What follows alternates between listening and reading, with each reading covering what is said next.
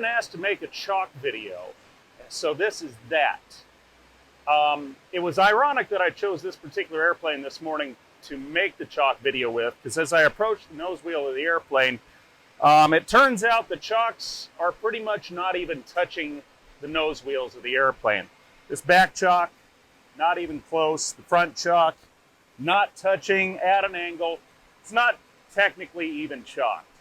But that said, what I'd like to do is start relearning how to chalk airplanes by showing a different procedure that I have cleared with both corporate safety and the policies and procedures compliance guys also.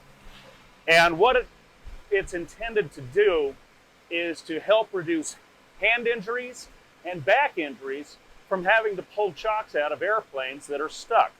So the first part is this. When we chalk an airplane, you only have to chalk one wheel.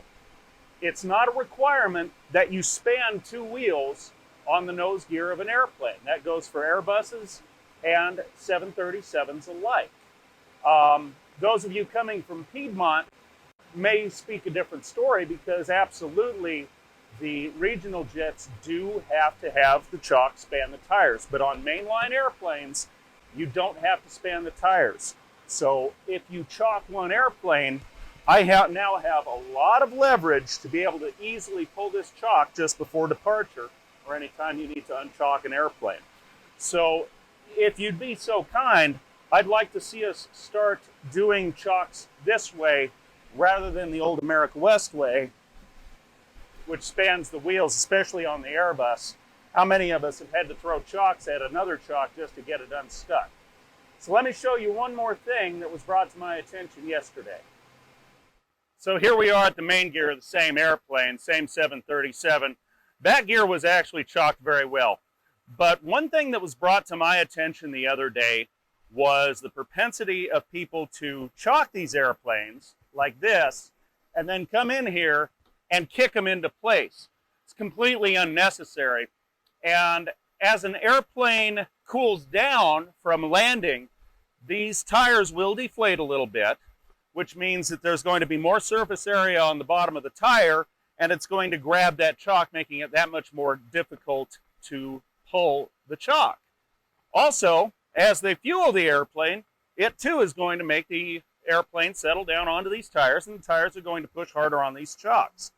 So when we chalk the main gears, push it in so it's touching, and it doesn't have to be kicked into place. Same thing on the front. Center it on the tire and just push it into place.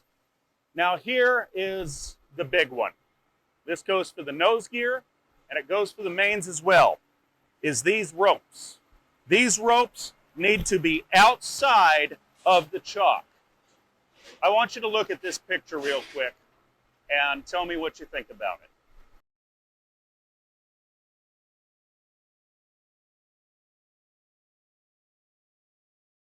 That goes to the winner of pretty much the worst chalk job I have ever seen in my entire career, 26 and a half years.